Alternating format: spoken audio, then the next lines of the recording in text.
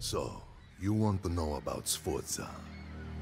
I will tell you about Francesco Sforza. Sforza was like me. We were condottieri, contractmen. When the Italian princes were too rich or too cowardly to get their hands dirty, they paid us. We fought because they paid us to fight. We stole because they paid us to steal. And when they did not pay, we made sure someone did. We sold ourselves to the highest bidder, and if another prince came with a bigger purse, we did not hesitate to change sides. Honor was cheaper than silver. But for Sforza, Sforza was different. He was in it for his own glory. That is why he took the Visconti contract. He wanted to make a name for himself, to be more than the bastard son of a dead mercenary. He needed a patron, an ambitious prince with many enemies and more gold than friends. Filippo Visconti, the Duke of Milan, was the obvious choice. Visconti had all the ambitions of Caesar, but none of the courage. He was craven and paranoid, but at least he paid. Well, most of the time.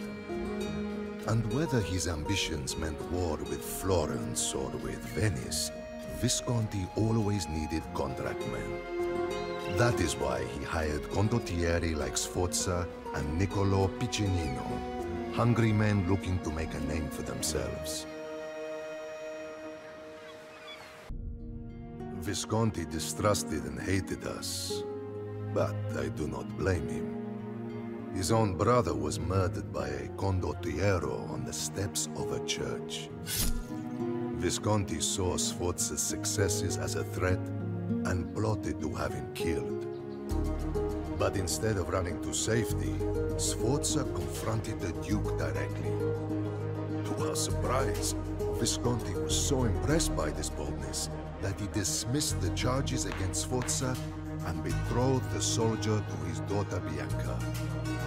This made Sforza the Duke's heir.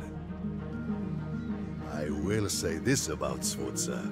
He was a scoundrel, but he was no coward, and his courage was always repaid. After the wars with Venice, Visconti made sure he got his gold's worth out of us. He sent Sforza south to enforce the Duke's claims in Romagna. I think the Duke was having second thoughts about Sforza. After we left, Piccinino and his men followed us. Sforza could see through the plot. Although he was betrothed to the Duke's daughter, he knew Visconti was fickle.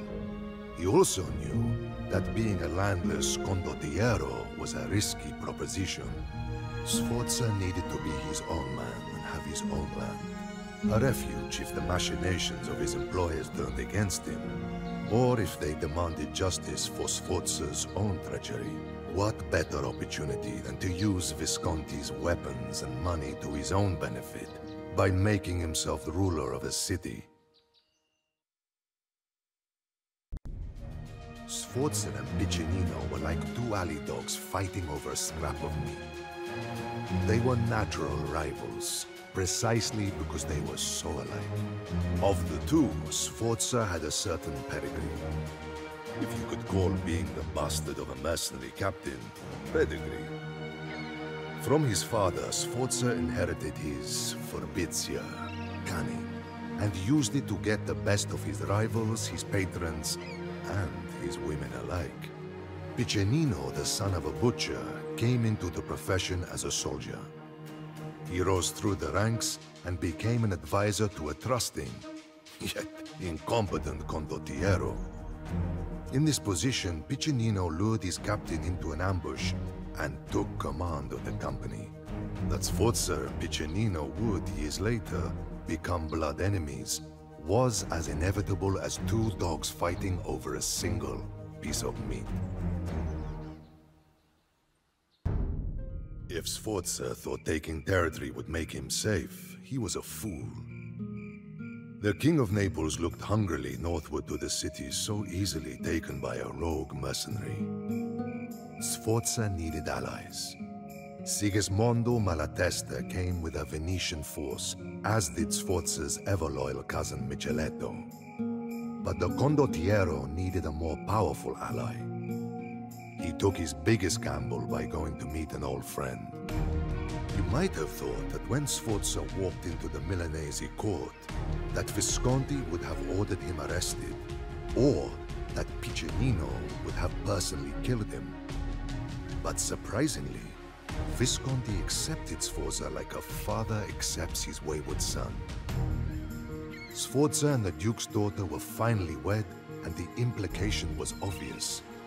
Sforza would rule Milan when Visconti died. Whatever the Duke's intentions, this favoring of the prodigal son incensed Piccinino.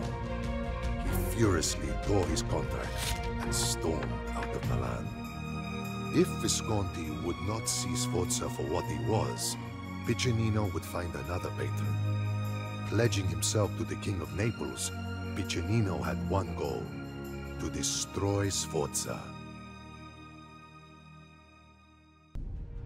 The battle between Sforza and Piccinino was the centerpiece of the War over Italy.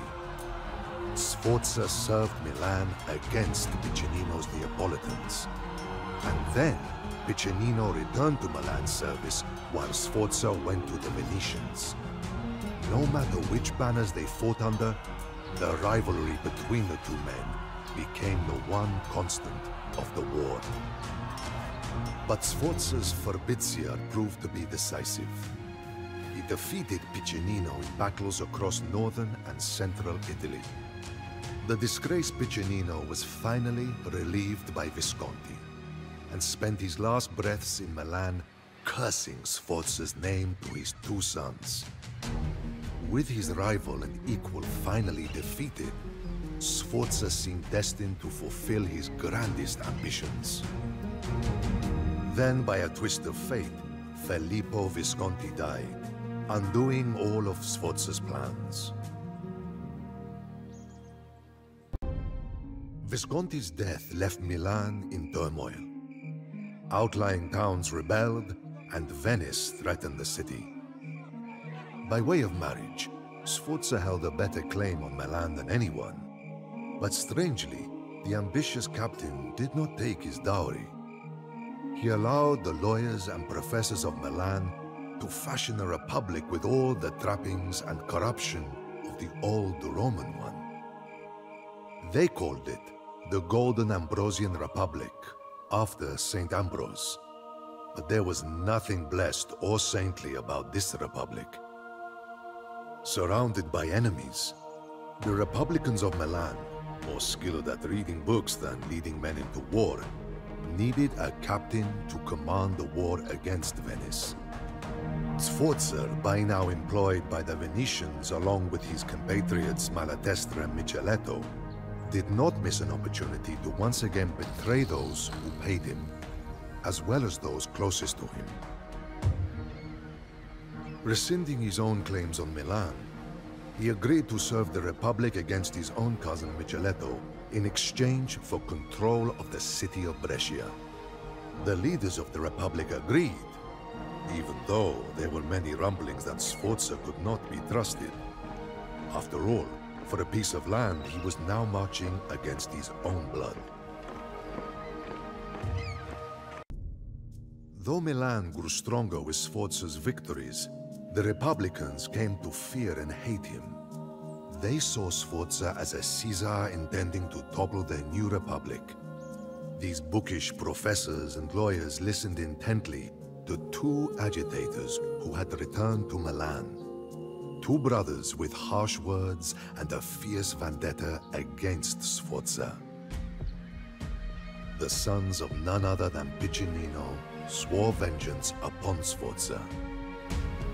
They incited the Republicans to betray him by signing a secret truce with Brescia before Sforza could take that city. This, of course, angered the condottiero. He had agreed to serve the Republic only in exchange for the city. Stifling the ambitions of a man like Sforza was a fatal mistake. Milan was prepared for the siege. Bronze cannons lined the walls and a vast militia was trained.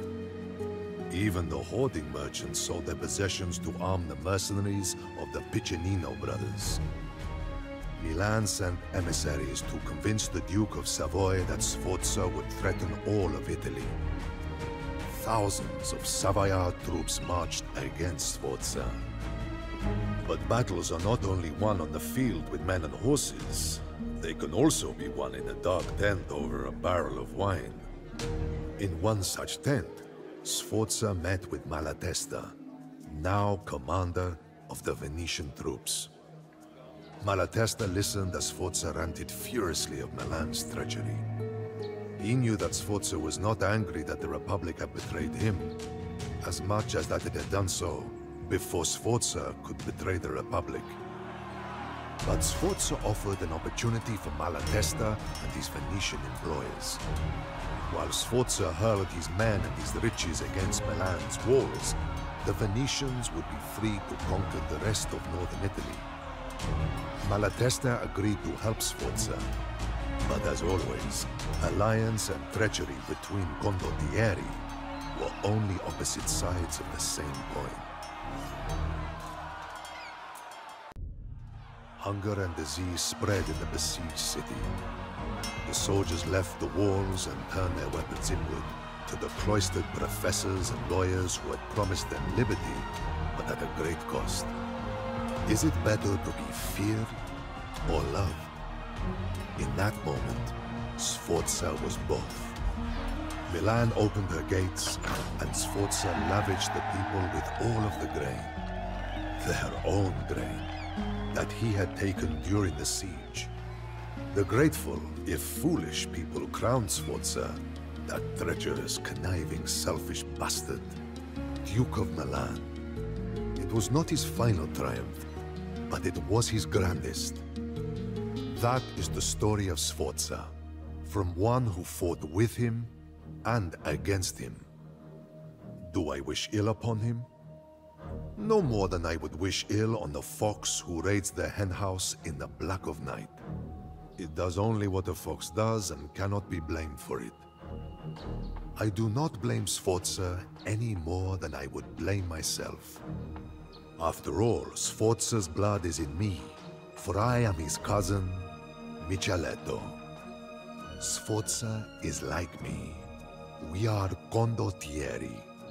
We are the contract men of Italy.